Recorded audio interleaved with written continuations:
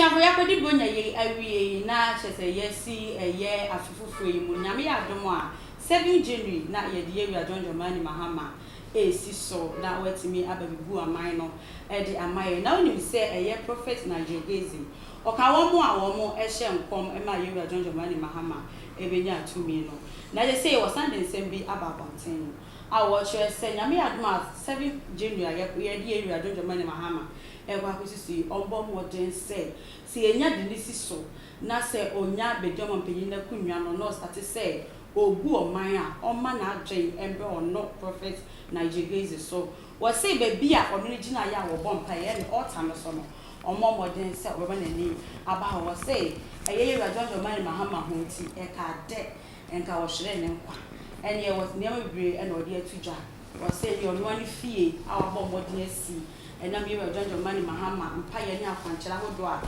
or the good queer moon they say the fear of feeling inside. And send me and all there to jam. Young caught me a good team, right? They said, you're caught na you're bad, you're reading come, young team. On record, that the last 8.5 years, Honorable, I'm the first prophet in Ghana and around the world to prophesy that John Mahama will be president. There was no prophet.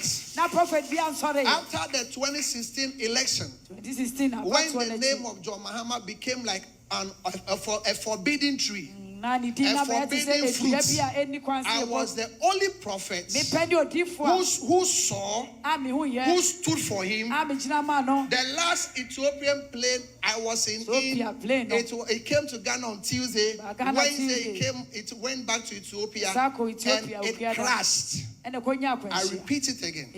I'll be a prophet for a very long time. Let the president-elect and let the NDC not forget this altar. Let them not repeat the mistakes of the mistakes of the MPP. The MPP has gone down and it will take them a lot of years to come back. Why? Because they neglected the altar that brought them to power.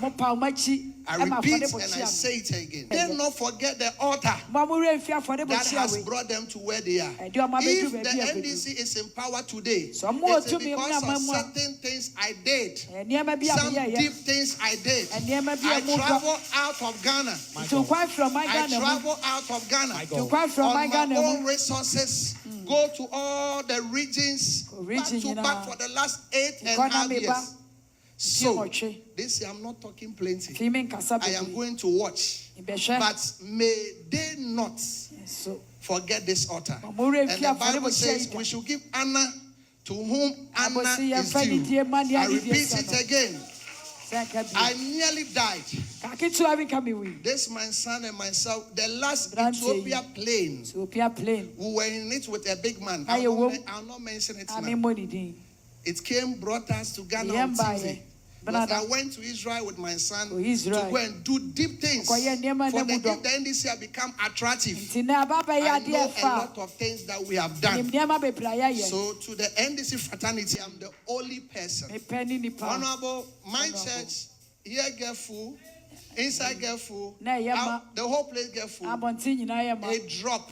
A drop. I have lost a house. I have lost a whole house because of this prophecy. I have lost a lot because of prophecy. I've gotten a bad name. If I have a mark on my body, it's because of John Mahama and the NDC. This is my church. These are my members. I had over no less than 2,000 members. It dropped to about 80. For some time, I was sleeping in a bookshop. Because Mr. Titi, because I lost my house because of John Mahama and then may the president-elect not welcome the sycophant I'm seeing around them. It should be careful about sycophants. some of the people I'm seeing right now, they called me not to associate with the president, not to pray for John Mahama. May they not forget this altar, and may they not repeat the mistake of the MPP. Whoever stood with them in the mud, every appointee, anybody that went to the gutters and had brought the NDC by the grace of Tupac, may they not turn their back. I repeat, I nearly died. I nearly died. The last Ethiopian plane. So thank you, sir. I was here for this, and someone who dry a prophet Nigel Gaisie, editor journal, and I should say, property, tap saying, I will achieve them. I will do more. Chichi, a rabbi, some more. Meeting, Eddie, I could see a watch show, sister. My man probably the force next year, found and magicians. My man fears and free mess one. Mess. I listen to be our call. I have to be a baby. They say, we be our call. They say, Yamia Doma. Yes, 7 January, maybe I joined your money, Mahama. They did not ABC swearing in. And it's in some would be a professor Gaisie, or little so, Eddie Tuja, Eddie Amano. Says, say, yeah, this is so many really feeling altar, which is not so on by him. Also, only saying. Chrome has of Massa come who will be out. Massa come who will be an commission, and say, when you more joke, when we more fear, more cream, more tree. Ye modi sisia de ye body hey and I met say o fire o just so di gbegbe na black sheriff na de ndien hey makam ho ebia Alter no obe peden wo so ye be acknowledge wa ka acknowledge u dada so for ya ahohye Nigel Gaisie na nse na kan ho asem adu kama na nka kan asem opritus oprega Nigel Gaisie aye hey just say abawe wa benje just so bia person odi bibi Mahama to free kuro no so da kwa abroche da kwatena honom na fa e kan say kuro no she ase du nkati ansa na ongu man na de na mu chirei we twi Mahama eh Ghana oh dabi moya me ho ada hodoto sas no wusu be pase ye fasting when ye zu ye fasting na mo jijian kura wo kura mu ase ye ka na bi mo yo mo ni mu shiro sa akwada foforo to ho ana miska ba ga na wonya Nigel Gaisie adia wo ikikei Alter no be pede wo onfa odwan embra ho na onfa nantwie na onfa mbra ho enti wo pede wo pe 100,000 billion ho Nigel Gaisie wo pe $200,000 billion and now pe don't worry Mahama be kukura be say na pe oyem kom na eno enti eno na wo pe oyem kom akom de wana okay don't worry Mahama de be brewate mu ma papa ni mfu dwune by force enti na ado gaga on pe ne ho asema ne wanya mpasuru no ani tiri hu nyina tutui mu pesa mu ya na ye fine man ba ko o wi kama mu pesa o so ni tiri hu tutu de sa ado de aden so for bia pesa o che de bobre sa onu no di ka de say Mahama bai mu ntie bibi. It was written in the sky many years ago. Aden the birth was prophesied.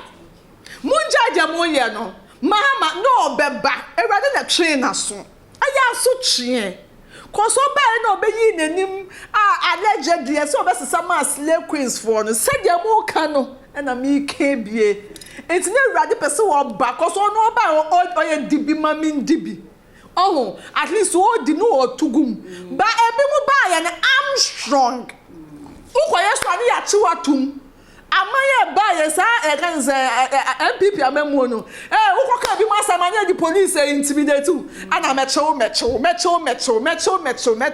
sa na ekoso okurom yesrem aso for yesrem o anya Mahama ho ana mudi bedi mu new year yesrem wo de wa ya akwanche bia sese akwanche no akwanche ne ehu correct akwanche ye behu mo me amesese se dia ye sa na mpesa mo ye enti mo mesese ne ye mfa sunsum nipa fo ma gina ho ne ye ntiti bi mfim ne yi bi mfim ya sa akwanche na mo ye ne dimu ana se ndimu ma member Shadi I say all kasano or say a young coupon, and a shen is someone has asked them in church or Mahama now. A year, and I don't go for or more yas or day, or 2016, 2020, about to say, or no demuting to my born, pious supreme yammy, and no bar power, or mobile power and movie free, and now my name also are your position.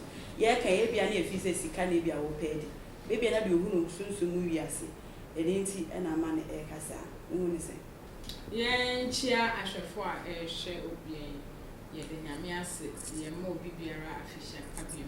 Say what the year 2025, and ye might be a woman, and may rather find coming and find me, which I be brave. Media the American was asking me, and he said, I said I miss kind. Kamiako, yes, say, Ghana, I am far the check. Okay. So be a bibia as a sort of be back. Sana me and Cantessa, we're free whooping, a bompaye.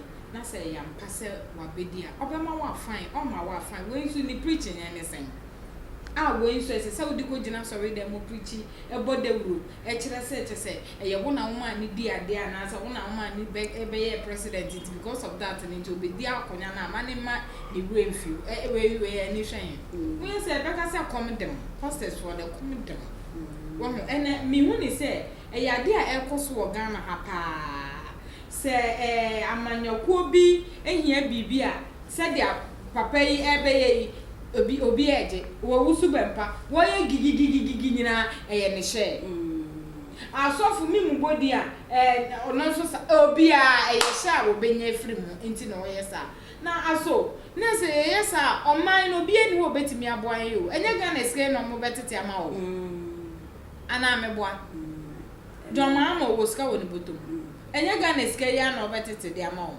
enti yesra wo se nyame ya adom a omunyai papa no na no so nimdi a wode bebu oman mu mienyan no na nyenye so de ase we twe ne sra ne abasa ese so ma misika obi akopa ni dibre na se me ne ba ku bi a wono so koye ayi ma no mo ka ne sen campaign ma no adan ya ese o ye ne ntam no ko parliament na o ko hwe ni dibre no so de obenya aso mi bi se adan Nene Ghana ene Mahama ansa no be adwuma na age 4 years atwamo because obi e kopre ne de obi e kopre ni dibre na ade ne enya papa no nya sumdwe no ontimi ndwen emfa mo oman no aso obi e twe no mami wei na nya oman na be da na akona ni when so no kwado ba be ye wasise akufo ado enti yes empenifo amo Ghana ha mo ambo ajo Mahama ma ni bedi ye munya no anya adwuma munya said the na family and I me pay way and as a woman me contract way and aden abroso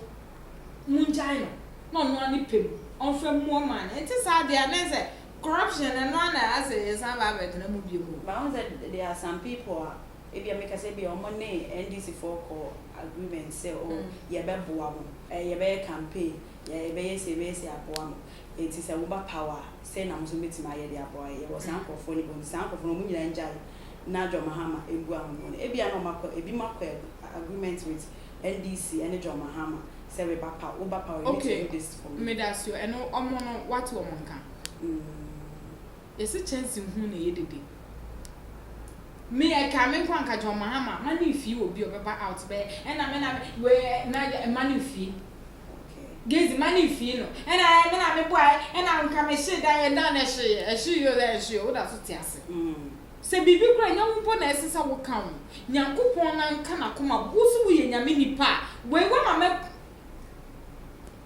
asa o ya tira me so wo nye nyame nipa so ye nyame nipa ada na wo ni nyame ntentam we wo meka wo me gira prophet ne so mpo meka wo ni nyame ba kwa pam ewrade ma ne nkai me ewrade ma ne se ya mpose na mo so na wo fie se ya wo beka ye den won se dia make us chance hu na ye sika mpedede we wo beka sa ye den wo no nyame hu konkro na wo so no wo ni nyame ne nto apam wo ne nkasa na onka na koma no nka wo nyame na ese wo beka me da me ne Mahama nka wan siri kura me mama me mani bibia we wo ba beka ye den we wo ba me tene na se kura me dwan because me hu se bibi ni mu okay na me sanembra meso ka me akoyese ebi mo hyehye nkomo no say bi o mo ka say oh president we na beba ba umia na beba Mahama na beba o mo hyehye nkomo no based on o man kasa almost selfish interest and answer them.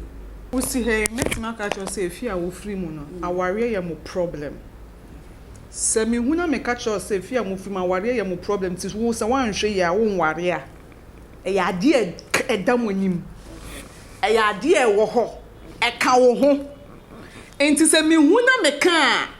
Era dinner, no one na show me mana, be menisa men can show farm more cocoa. South me catch or say, Obe won't tafua. Who said a town one so cow home. Nay, I did so that when you ma, who be a bit to me a day, abim. Would you want no ready be when you know who are dear no? Nasa a dear no. O penny panasamana be young one dear day. A man. I know be who ye be and ye be a farm more. Oh, okay.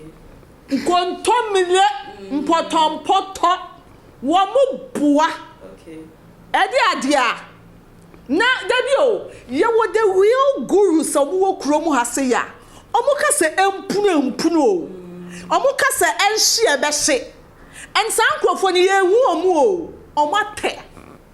Die skamiches for de omu ye meboa omobo. Skamiches. As a missy, no be a catcher and say, Mammy, enter will be too quiet. There be my dear way to mother that will be, na maybe when you know where say, will who are wired there. Who can? Who can obey be a for one man, maybe mamma or may yet. Cause me, met me a day. I am mad and I'm a woman, but she don't want to bet me a boy, mamma. Nigel Gaisie in a sort of work, come on, Missy. I stress, I am there. Okay, I stress, Nadia, who ye indirectly who sradie. As I made a mabuo, I don't know my yaman the one kind me pan. Dear, who sradie. And I baby, I may mount be jina pia pipa, me ma with jina ho. And I would jina ho, ya no. As a so woman, as so to me, kaimio, as so to me, kaime. Now there's a man who said that my yama way, but indirectly may catch or say. Oh, Pebby, Faber be bottom. And to your more ye, and I make a young contombre. So who said Nigel Gaisie, cause a Mahama beba. Maybe I may be my young mother do. Mahama wouldn't learn to Cromano. What are you talking about? Who can say, and maybe it was predictable. It is some cartoon chaya. It was predictable because Ghanaians, no, ya bread. Okay. Ya bread calipo, no, me, see, and diabetes, ya pebium. Ya no calipo BM. And ya push calico, I can the calipo aton chain. And as a ciano, ya no vita milk. Because vita milk, there no be nutrients. And ya quack fat. And so, I'm church, I want to go to some commander who fear shadow. That be all to your conchana of Yashalo. Oh, the Nigel Gaisie, I put it to use a mechanical natural. Any human circle should be back or not to a cacra, period. Okay. A cacra. Okay. I can't be seen for my men that was so Japaniana or share a business and be a tap send a down. And I did and then come with me. Ever so more. Let's make our comments or comment section on. I guess now I share my first and she meeting Mr. Mankwa, me offer was a niska bania de wie project no. Eso de bia me offer sika ma ne wo problem. Enemremu. Na monte tap sending kan. No so ne de. Tap send dey easy, fast and secured way. Ubetimi send this free amanone. Aba Ghana bank account and as a mobile money account. Untia transfer fee bia. Sir, I obey any say. Chine say won call App Store na Play Store. On download the tap send app no. Or download dia. Ebebu sanso promo code. O ma the pet TV shim. Obenya €5, £5, and answer $10 on his first transfer. And you make kwa friend a catch them. Tabi minyanwe. Esanse tap send at the good news aba. Tap send the giving the customers wanti or the tap send wallet aba. I know be any say. So your customer who you kesisia. Ubetimi akọ tap send app no no create wallet wo so. Enti se rate ne kosora now the sika kogu wallet no.